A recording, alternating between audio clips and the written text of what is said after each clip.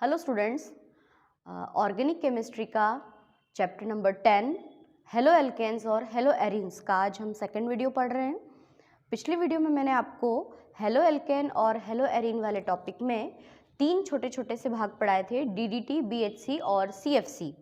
आज हम एक बहुत ही महत्वपूर्ण भाग पढ़ने जा रहे हैं। कोविड-19 के कारण वैसे उस पोर्शन को कोर्स से हटा दिया गया है, लेकिन फिर भी बहुत इम्पॉर्टेंट पार्ट है। मुझे नहीं लगता कि हमें इस टॉपिक को छोड़ना चाहिए, इसलिए आज हम स्टार्ट कर रहे हैं क्लोरोफॉर्म।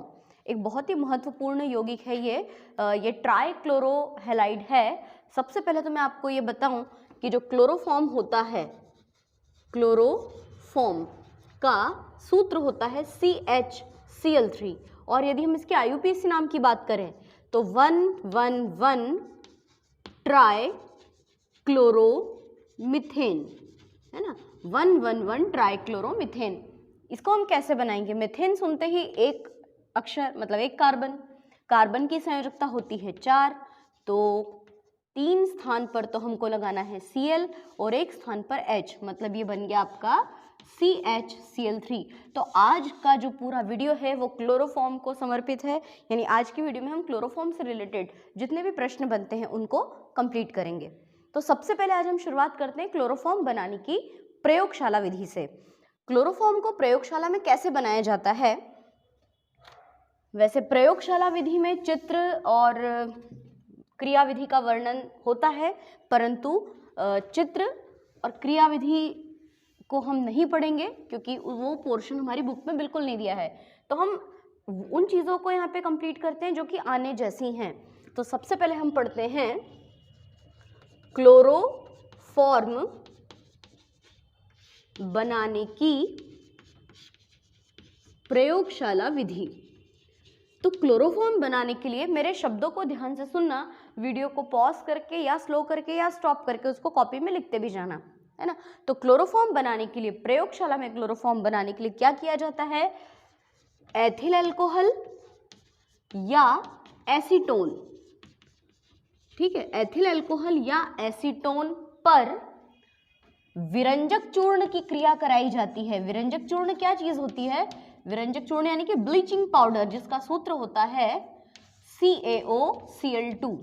तो अल्कोहल या एसीटोन पर, एथिल अल्कोहल या एसीटोन पर जब विरंजक चूर्ण की क्रिया कराते हैं तो क्लोरोफॉर्म प्राप्त होता है। अल्कोहल और एसीटोन इन दोनों से पृथक पृथक अभिक्रियाएं हम देखेंगे।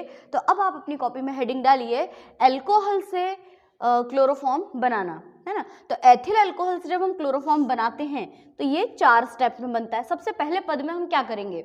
सबसे पहले क्या किया जाता है कि जो आपका विरंजक चूर्ण है CaOCl2, जिसको हम कहते हैं, रासायनिक नाम है इसका कैल्शियम ऑक्सीक्लोराइड या विरंजक चूर्ण या ब्लीचिंग पाउडर।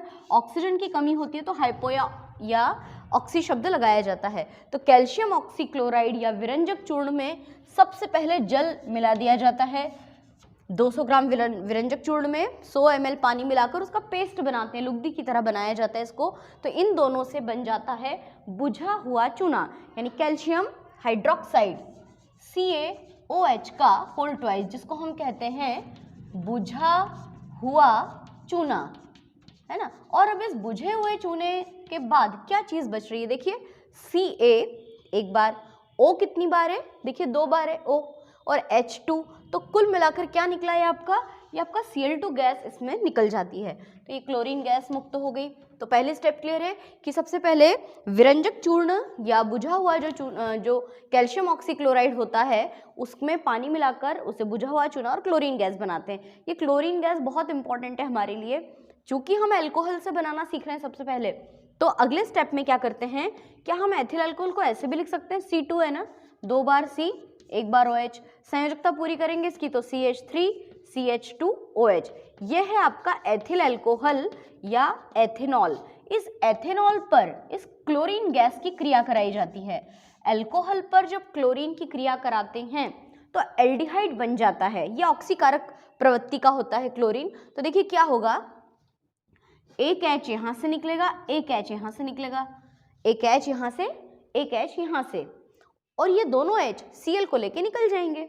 मतलब 2 हाइड्रोजन और 2 Cl, ये 2HCl के रूप में निकल गए। ठीक है ना। अब बचा क्या देखते हैं, ये CH3 ऐसा कैसे है, CH3 फिर सिंगल बॉन्ड CH, क्योंकि 2 H थे तो एक यहाँ से निकला है CH और O, ये वाला H कहाँ गया, तो ये H और ये H ये दोनों तो HCl के रूप में निकल चुके हैं, तो ये बन गया आपका एसिटल्डिहाइड या फिर इसको हम एथेनल भी कहते हैं। इसको एसिटल्डिहाइड या IUPAC नाम के हिसाब से एथेनल बोला जाता है। अब तीसरे स्टेप में क्या होगा, वो जो एसिटल्डिहाइड है CH3CHO, इस एसिटल्डिहाइड पर क्लोरीन के और अणुओं की क्रिया होगी। एसिटल्डिहाइड पर जब क्लोरीन के और अधिक अणुओं की क्रिया होगी तो यहाँ पे क्रिया होगी प्रतिस्थापन अभिक्रिया। प्रतिस्थापन अभिक्रिया का मतलब क्या होता है, प्रतिस्थापन क्रिया का मतलब ये है कि इस कार्बन से 3 हाइड्रोजन जुड़े हैं, हम चाहते हैं कि तीनों हाइड्रोजन यहाँ से हट जाएं और इनके स्थान पे 3 क्लोरीन परमाणु आ जाए। एक परमाणु को हटाकर उसके स्थान पे किसी दूसरे परमाणु का आ जाना ही कहलाता है रिप्लेसमेंट रिएक्शन या प्रतिस्थापन अभिक्रिया है। तो हमको ऐसे 3 हाइड्रोजन हटाने हैं, है ना। अब ये 3 हाइड्रोजन को हटा दो, चलो ठीक है हटा दिया, ये साइड में लिख दिया 3 हाइड्रोजन को हमने। और अब यहाँ से चूंकि 3 हाइड्रोजन हटे हैं तो जो भी जुड़ेंगे वो 3 नए परमाणु जुड़ने वाले हैं, तो 3 हाइड्रोजन के स्थान पे हमको 3 Cl लेने होंगे, CCl3 और ये CHO ऐसा कैसे ही। अब इसको कैसे क्या हम बैलेंस करें, हाइड्रोजन कोई अकेला तो जाएगा नहीं, है ना, उसने एक परमाणु छोड़ा तो उसको साथ के लिए दूसरा चाहिए, तो यहाँ पे हम 3 और क्लोरीन के अणु लेते हैं, यानी 3 दूनी 6 परमाणु। 6 परमाणुओं में से 3 तो यहाँ आ गए, देखो 6 में से 3 यहाँ आ गए और बचे 3, वो बचे 3 H के साथ HCl के रूप में निकल गए। एक बार फिर से देखते हैं पूरी रिएक्शन कि CH3CHO एसिटल्डिहाइड की क्रिया 3Cl2 से कराते हैं। 3Cl2 यानी कि कुल 6 परमाणु, 6 क्लोरीन के परमाणु में से 3 हाइड्रोजन को हटाकर यहाँ पर बैठ गए और 3 H के साथ निकल गए। इसको हम कहते हैं ट्राई क्लोरो एसिटल्डिहाइड या ट्राई क्लोरो एथेनल भी बोल सकते हैं। और मैंने आपको पिछली वीडियो में क्लोरल पढ़ाया था, DDT बनाने की क्रियाविधि पढ़ाई थी, तो इसको हम क्लोरल भी कहते हैं। याद आया कि क्लोरोबेंजीन के 2 अणुओं की क्रिया जब क्लोरल से कराते हैं तो DDT का एक अणु बनता है। तो अब ये बन गया आपका ट्राइक्लोरोएसिटल्डिहाइड। अब इस ट्राइक्लोरोएसिटल्डिहाइड से बनाना है क्लोरोफॉर्म। तो क्लोरोफॉर्म बनाने के लिए सबसे पहले स्टेप में देखो ये बुझा हुआ चूना, इसका तो हमने यूज़ ही नहीं किया, इसको भी इस्तेमाल कर लेते हैं। तो बुझे हुए चूने को हम ऐसे लिखते हैं CaOH का होल ट्वाइस, है ना। ये तो हो गया आपका बुझा हुआ चूना। इस बुझे हुए चूने पर क्रिया कराते हैं क्लोरल के 2 अणुओं की, CCl3CHO के हम 2 अणु ले लेते हैं, है ना। तो इसके जब हम 2 अणु लेंगे तो क्या होगा, CCl3CHO और एक बार और CCl3CHO, है ना। देखो क्या होगा, क्लोरोफॉर्म बन जाएगा। ये देखिए क्लोरोफॉर्म बन गया हमारा। क्लोरोफॉर्म के 2 अणु बने, CH Cl3 का पहला अणु और CH Cl3 का दूसरा अणु, यानी क्लोरोफॉर्म के 2 अणु निकल गए, मतलब बन गए। मुख्य उत्पाद तो क्योंकि यही है, CH Cl3 का पहला अणु, CH Cl3 का दूसरा अणु। अभी बचा क्या, कैल्शियम, 2 ऑक्सीजन और इधर 2 CHO। तो इसको पता है किस तरह से लिखते हैं, इसे लिखते हैं, इसे क्या लिखेंगे, HCOO HCOO Ca। इसका नाम होता है कैल्शियम फॉर्मेट, ये सह उत्पाद है। और जो आपका मुख्य उत्पाद है वो क्या चीज़ है, वो है क्लोरोफॉर्म, है ना। कैल्शियम फॉर्मेट कैसे निकला एक बार और देखो, HCOO, इधर उधर दोनों तरफ देखते जाओ, HCOO का पहला अणु, HCOO का दूसरा अणु और ये Ca, तो कैल्शियम फॉर्मेट निकल गया। और ये एस्टर ग्रुप के लवण होते हैं, ये मैंने आपको ऑर्गेनिक केमिस्ट्री के बेसिक के वीडियोस में बताया है। 18 या 17 नंबर का जो वीडियो होगा उसमें ज़रूर मैंने ये चीज़ बताई होगी। तो ये हो गया आपका एल्कोहल से क्लोरोफॉर्म बनाने की विधि। इसमें हम सिद्धांत और समीकरण दोनों को समझ सकते हैं। इसकी लैंग्वेज क्या होगी, कैसे लिखोगे आप, एक एक स्टेप की लैंग्वेज लिखना, समीकरण लिखना। पूरा उत्तर में फिर से बोल रही हूँ, ध्यान से सुनिए। सबसे पहले विरंजक चूर्ण की क्रिया जल से कराते हैं, जिससे बुझा हुआ चूना और क्लोरीन गैस निकलती है। द्वितीय स्टेप में एथिल अल्कोहल की क्रिया क्लोरीन से कराते हैं, जिससे कि एसिटल्डिहाइड यानी एथेनॉल बनता है। तीसरे स्टेप में एसिटल्डिहाइड की क्रिया क्लोरीन के और अणुओं से कराते हैं, जिससे कि प्रतिस्थापन क्रिया होती है और एसिटल्डिहाइड से ट्राइक्लोरोएसिटाल्डिहाइड बन जाता है जिसे हम क्लोरल भी कहते हैं। और अंत में क्लोरल के 2 अणुओं की क्रिया बुझे हुए चूने से कराने पर क्लोरोफॉर्म प्राप्त होता है और कैल्शियम फॉर्मेट इस क्रिया में मुक्त होता है। तो ये हो गई क्लोरोफॉर्म बनाने की विधि, किससे? अल्कोहल से।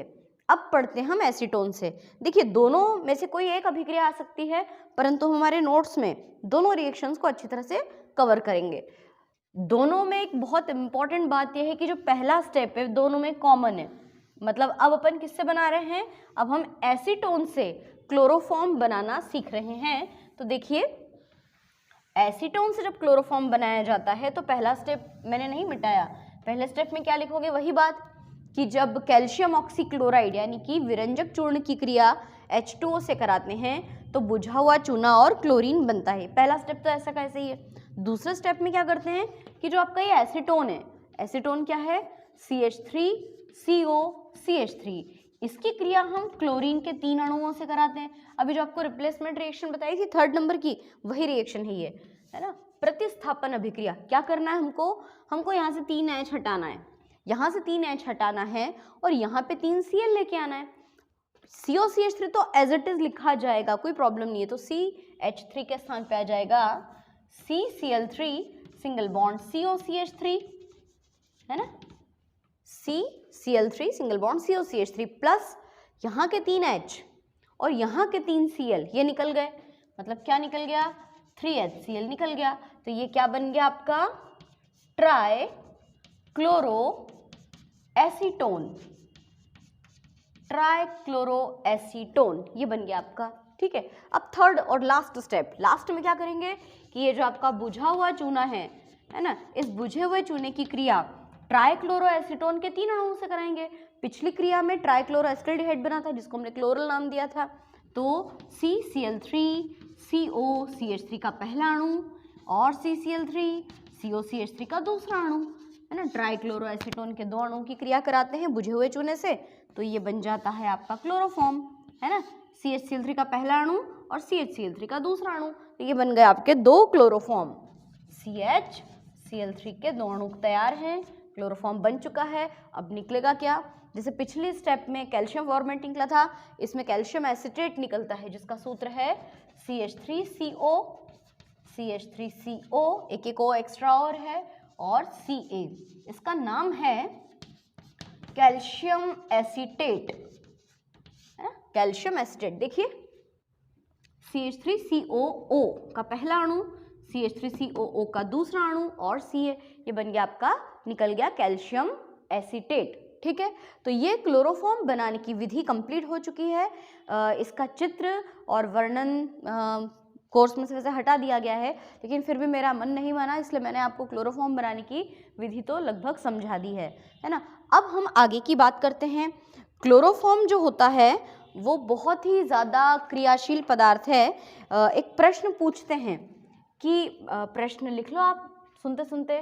प्रश्न ये है कि क्लोरोफॉर्म को गहरे भूरे या नीले रंग की बोतल में मुंह तक भरकर क्यों रखते हैं? आपने देखा होगा कि हमारे घरों में जब कोई दवाई की बोतल आती है तो वो दवाई की बोतल काफ़ी डार्क कलर की होती है, या तो डार्क ब्लू कलर की होगी, या डार्क ब्राउन कलर की होगी, या डार्क ग्रीन कलर की होगी। मतलब वो ट्रांसपेरेंट नहीं होती है। जनरली जो पानी की बोतल्स होती हैं वो ट्रांसपेरेंट होती है, मतलब उसमें से सूर्य का प्रकाश अंदर पेनिट्रेट कर जाता है, सूर्य का प्रकाश अंदर चला जाता है। लेकिन जो क्लोरोफॉर्म की बोतल होती है वो डार्क कलर की होती है। तो हमारा प्रश्न ये है कि क्या कारण है कि क्लोरोफॉर्म को गहरे भूरे या नीले रंग की बोतल में मुंह तक भरकर रखते हैं, है ना। बहुत अच्छा डायग्राम नहीं बना है, लेकिन फिर भी ये जैसे मान लीजिए हम कोई भी दवा लेते हैं या बाज़ार से मार्केट से हम कोई भी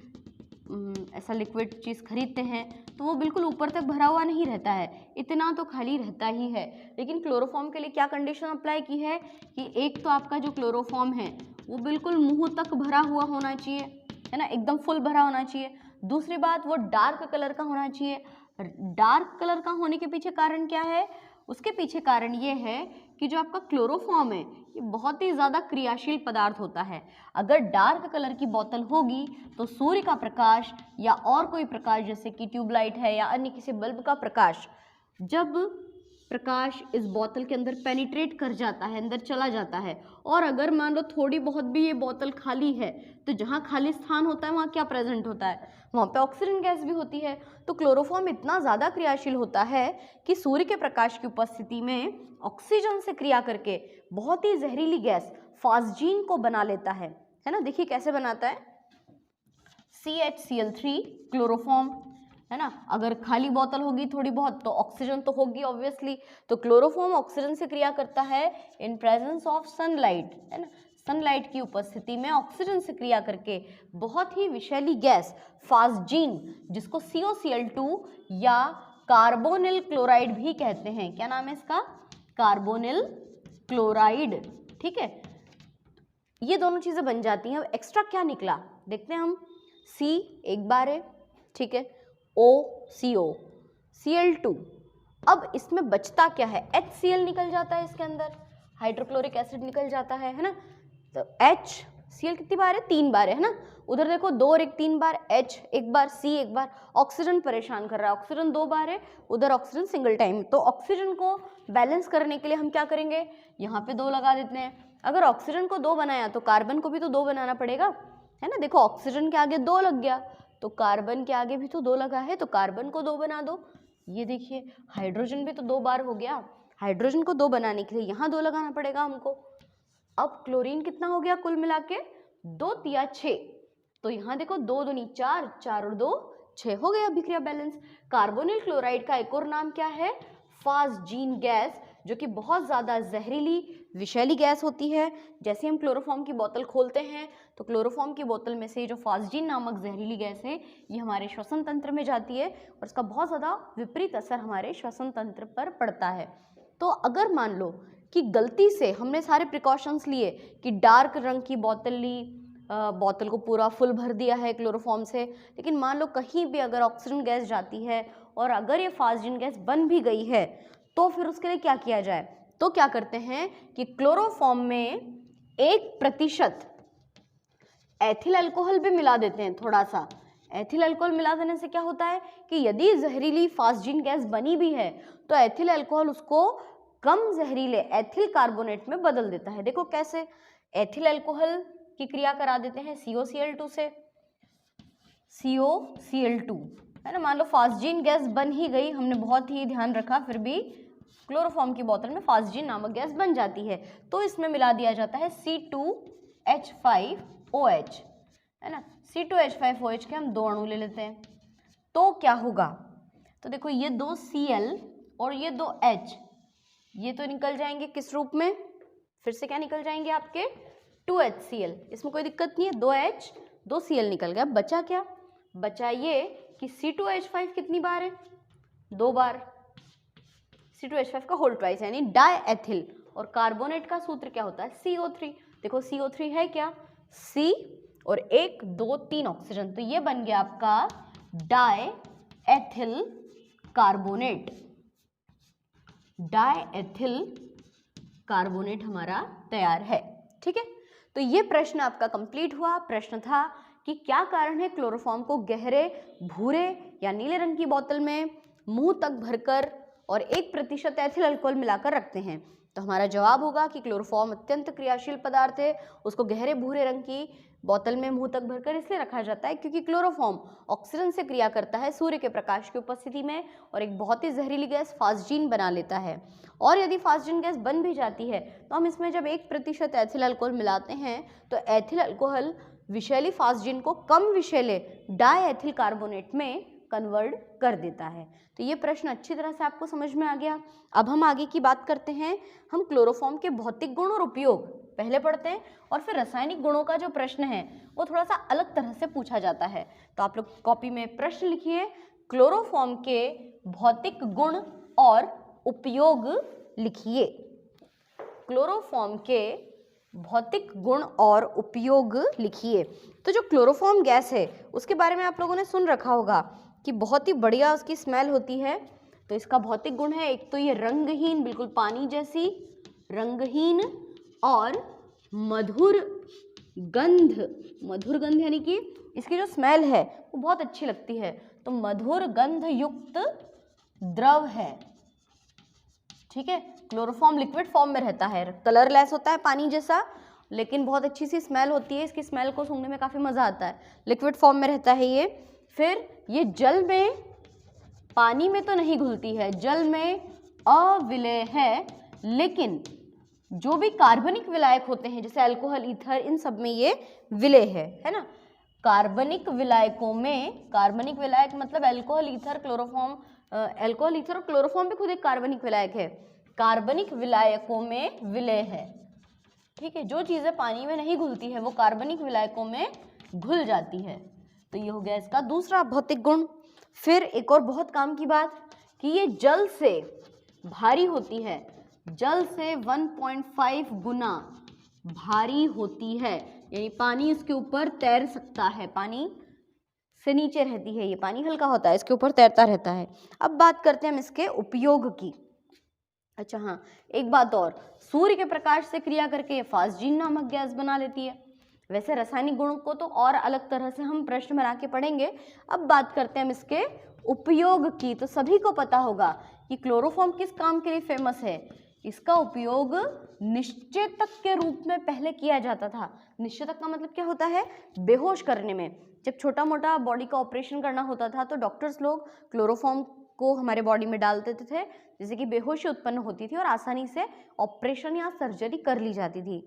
लेकिन क्लोरोफॉर्म की अगर मात्रा एक लिमिट से ज़्यादा आपकी बॉडी में चली जाए तो वो बहुत ही विषैला प्रभाव डालती है, कई बार रोगी की मृत्यु भी हो जाती है। इसलिए आजकल इसे बैन कर दिया गया है। आजकल क्लोरोफॉर्म के स्थान पे कम विषैले निश्चेतकों का इस्तेमाल किया जाता है। तो फिर क्लोरोफॉर्म का इस्तेमाल निश्चेतक के रूप में कहाँ करते हैं? तो बायोलॉजी के जो प्रैक्टिकल्स होते हैं, एनिमल डिसेक्शंस जो होते हैं, जीव जंतुओं को बेहोश करने में हम इसका इस्तेमाल कर सकते हैं। तो निश्चेतक का प्रयोग पहले किया जाता था, अब नहीं करते हैं। इसके अलावा ये एक बहुत अच्छा प्रिजर्वेटिव होता है ना, परिरक्षक। परिरक्षक जितने भी स्पेसिमेंस होते हैं, स्पेसिमेन क्या चीज़ है? जब मैंने ऑफलाइन क्लास पढ़ाई थी तब मैंने जानबूझ के इसका मीनिंग नहीं बताया था और बच्चों से कहा था कि इसका अर्थ ढूंढ के लाना, वो तो भूल गए, है ना। तो अब मैं आप लोगों को ये काम दे रही हूँ कि स्पेसिमेन का अर्थ क्या होता है। बायोलॉजी के स्टूडेंट्स तो बहुत ईजिली बता देंगे स्पेसिमेन के परिरक्षण में, है ना। अभी मैं क्लियर नहीं करूँगी इसको, आप मुझसे पूछोगे, वीडियो देखकर पूछोगे कि क्या होता है इसका अर्थ, या मुझे आप लोग बताना कमेंट करके। तो निश्चेतक के रूप में, परिरक्षक के रूप में। इसके अलावा बहुत सारे अंगों के भी परिरक्षण में, शरीर रचना संबंधी अंग, यानी हमारी बॉडी को, बॉडी पार्ट्स हमारे जितने भी होते हैं, जैसे मान लीजिए किसी का हार्ट है, किसी की किडनी है, एनिमल्स के भी बॉडी पार्ट्स को प्रिजर्व करने में हम इसका काम करते हैं ताकि पदार्थ सड़ता नहीं उसके अंदर। फिर बहुत सारे उपयोगी यौगिक बनाने में, जैसे कौन कौन से यौगिक बनाते हैं? नाइट्रोक्लोरोफॉर्म, CCl3NO2, इसका नाम है नाइट्रोक्लोरोफॉर्म।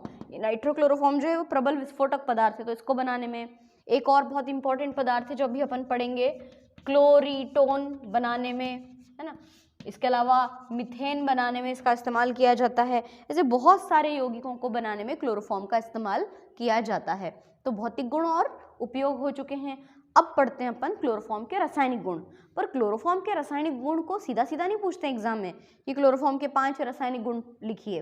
इसको घुमा फिरा के पूछते हैं। कैसे घुमा के पूछते हैं? लिखते हैं अपन अगला प्रश्न, जिसको थोड़ा सा अलग तरह से आपको लिखना है। आप लोग प्रश्न लिखिए अपनी कॉपी में, लिखो क्या होता है जब, है ना, मैं बोल रही हूँ आपको लिखना है वीडियो के साथ साथ। क्या होता है जब, फिर ब्रैकेट में लिखना केवल समीकरण दीजिए। एक तो ये तरीका है पूछने का, या ऐसे भी पूछते हैं कि क्लोरोफॉर्म से निम्न कैसे प्राप्त करोगे। दोनों तरह से प्रश्न पूछा जा सकता है ना। मैं आपको क्वेश्चन बना के देती हूँ।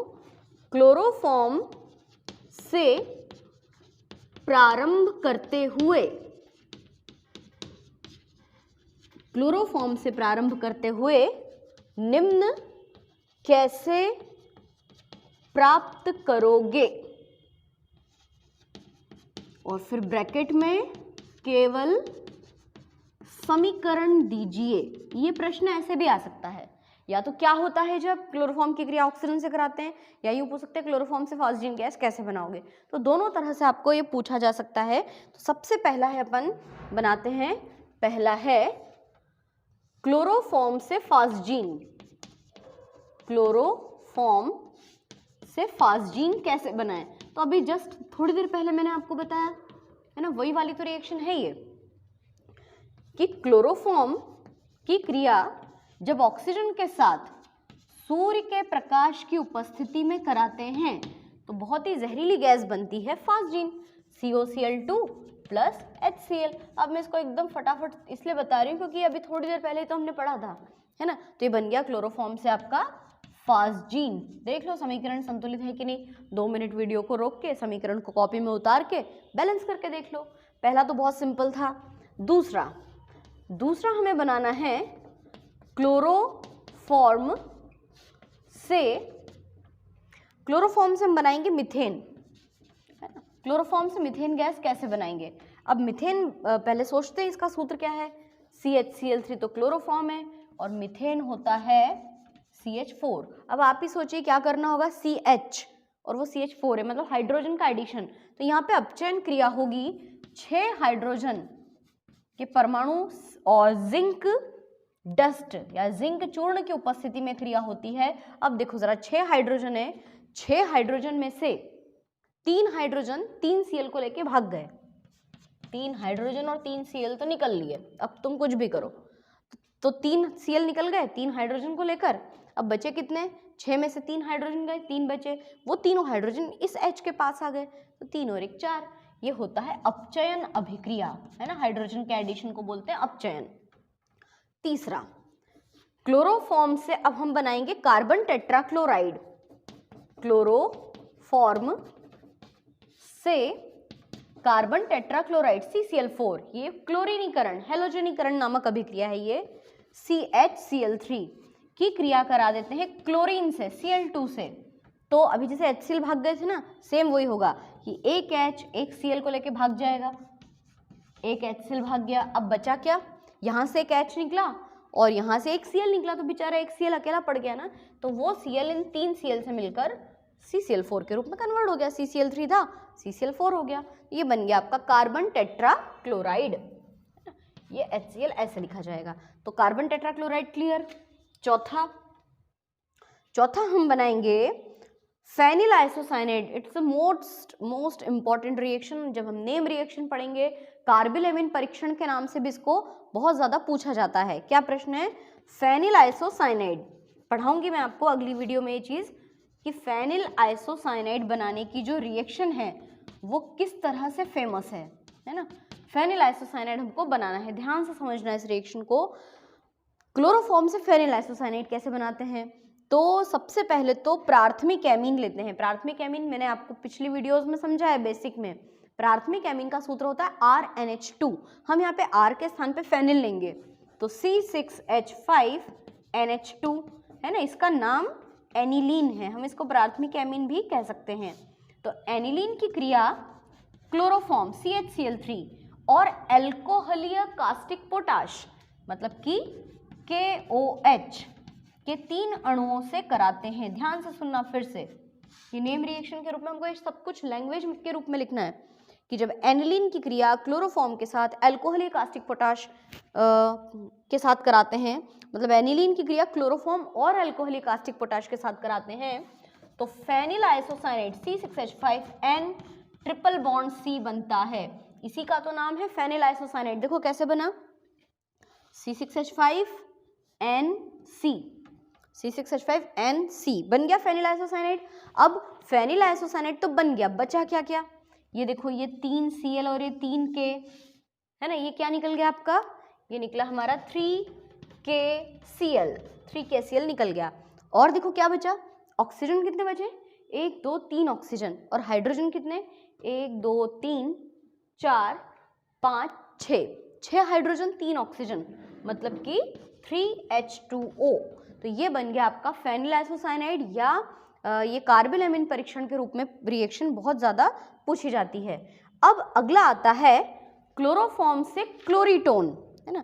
बहुत ही इंपॉर्टेंट रिएक्शन है ये 5th नंबर की। अब हमको क्या बनाना है क्लोरोफॉर्म से, क्लोरीटोन। अब क्लोरीटोन का नाम सुनने में ऑन का उच्चारण हो रहा है, एसीटोन, तो क्लोरोफॉर्म की क्रिया एसीटोन से कराते हैं। अभी तक जितनी भी रिएक्शंस थी हम उसमें क्लोरोफॉर्म को पहले लिख रहे थे, अब एसीटोन पहले लिखेंगे। एसीटोन का सूत्र क्या होता है, CH3COCH3। हम एसीटोन को ऐसे लिखते हैं, देखो CH3 C double bond O। वैसे हम सीधा सीधा भी लिख सकते थे, सीधा सीधा कैसे लिख सकते थे, ऐसे CH3COCH3, पर चूंकि ये योग अभिक्रिया है, योगात्मक अभिक्रिया है, इसलिए हम इसको ऐसे लिखेंगे। तो ये तो है आपका एसीटोन। इस एसीटोन से क्रिया करा दो क्लोरोफॉर्म की CHCl3 की, तो यहाँ पे एडिशन होगा। एडिशन का मतलब होता है कि दोनों चीजें जुड़ जाएंगी।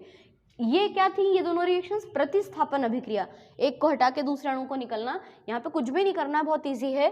देखो CH3 CH3C, ये तो ऐसा कैसे है ना, ये उतार लिया हमने। अभी जो दो डबल बॉन्ड हैं, एक ऊपर एक नीचे, ये जो दो सामने के बॉन्ड हैं, एक ऊपर एक नीचे, ऊपर कौन जाएगा, O। अब O अकेला तो नहीं जाएगा, O का साथ देने के लिए H चला जाएगा, तो O के साथ लिख देंगे H, और नीचे के लिए क्या बचा, CCl3। इसी को ही तो हम कहते हैं क्लोरीटोन। और ये जो क्लोरीटोन है ये एक निद्राकारी औषधि है ना। अभी मैंने आपको उपयोग में लिखवाया था कि क्लोरोफॉर्म से क्लोरीटोन बनाते हैं। क्लोरीटोन इसका स्पेशल नाम है, इसका IUPAC नाम कमेंट बॉक्स में सभी बच्चों को लिख के भेजना है। अब छठी अभिक्रिया, अब क्या बनाना है हमको क्लोरोफॉर्म से, क्लोरोपिक्रीन। क्लोरोपिक्रीन या क्लोरोपिक्रीन का एक और नाम होता है नाइट्रोक्लोरोफॉर्म। नाइट्रोक्लोरोफॉर्म, क्लोरीटोन के बाद नाइट्रोक्लोरोफॉर्म हम कैसे बनाएंगे, इन रिएक्शंस को हटा दिया जाता है। अब देखिए नाइट्रोक्लोरोफॉर्म एक बार फिर से प्रतिस्थापन अभिक्रिया है। क्या करेंगे इसमें हम, क्लोरोफॉर्म का सूत्र CHCl3, इस क्लोरोफॉर्म की क्रिया कराते हैं नाइट्रिक अम्ल से। नाइट्रिक अम्ल का सूत्र क्या होता है, HNO3। लेकिन हम इस रिएक्शन में HNO3 को ऐसे नहीं लिखेंगे, इसको और क्लियर करके लिखेंगे। HNO3 को हम ऐसे भी लिख सकते हैं OH डॉट या बॉन्ड NO2 लिख सकते हैं क्या, देखो HNO3 HNO3। अब ये भी प्रतिस्थापन अभिक्रिया है। कैसे, ये होगा यहाँ पर कि ये H को हमको हटाना है, इस H को हटाना है, और इस H के स्थान पे NO2 का आने का मन हो रहा है। NO2 बोलता है इस H को हटा दो, मुझे यहाँ पे बैठना है। अब इस ये H अकेला तो जाएगा नहीं, ये H को कौन लेके जाएगा, OH। तो H और OH मिलकर क्या हो गए, H2O। इस H को तो ये OH ले भागा कि चल अपन घूम के आते हैं, और ये घूमने गया, तब तक CCl3 के साथ कौन आके बैठ गया, NO2। और इसी का ही तो नाम है नाइट्रोक्लोरोफॉर्म या क्लोरोपिक्रीन। और ये नाइट्रोक्लोरोफॉर्म या क्लोरोपिक्रीन जो होता है ये विस्फोटक पदार्थ है ना। क्लोरीटोन निद्राकारी और ये नाइट्रोक्लोरोफॉर्म विस्फोटक पदार्थ होता है। अब आते हैं अगली अभिक्रिया।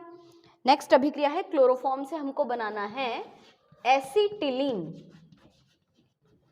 एसिटिलीन सब पढ़ा है हम लोगों ने, है ना। बेसिक कंप्लीट ही समझ के मैं आपको पढ़ा रही हूँ। अगर बेसिक कंप्लीट नहीं है तो प्लीज़ बेसिक की वीडियोस को बार बार रोज़ देखिए ताकि वो आपको कंठस्थ हो जाए। एसिटिलीन बहुत सरल है।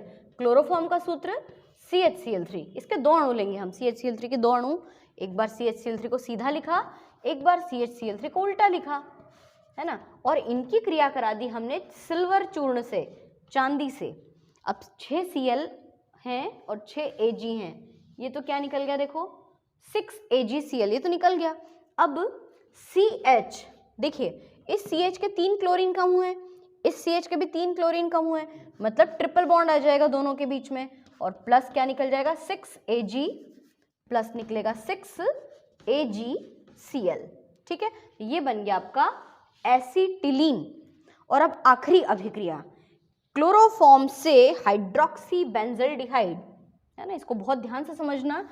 जैसे फेनिल आइसोसाइनाइड वाली रिएक्शन थी वो नेम रिएक्शन थी, वैसे ये भी रीमर टीमैन अभिक्रिया है। अलग से भी लिखवाऊंगी मैं आपको, रीमर टीमैन अभिक्रिया।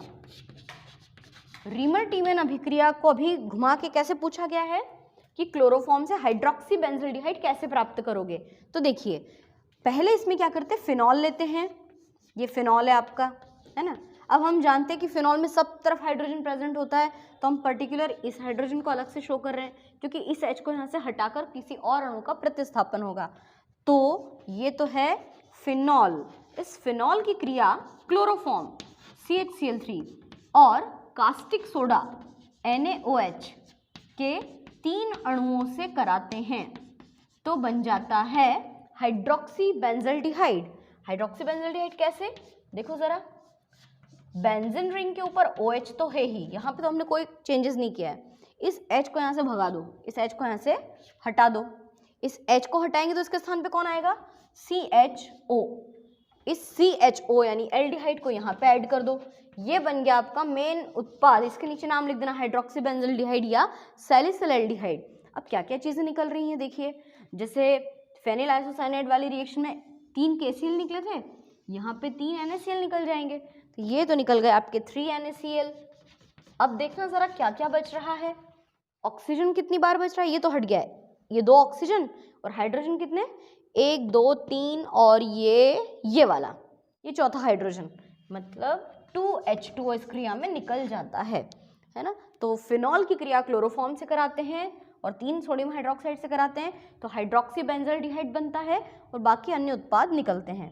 तो आज हमने ये क्लोरोफॉर्म वाला टॉपिक पूरा कंप्लीटली पढ़ लिया है ना। देखो, अगर मान लो ये एग्जाम में नहीं आता है तो इसको इग्नोर कर देना, एग्जाम टाइम में याद मत करना, अभी फिलहाल इसको कॉपी में अच्छे से लिख लें। प्रयोगशाला विधि, बनाने की विधि, गुण, उपयोग और रासायनिक गुण,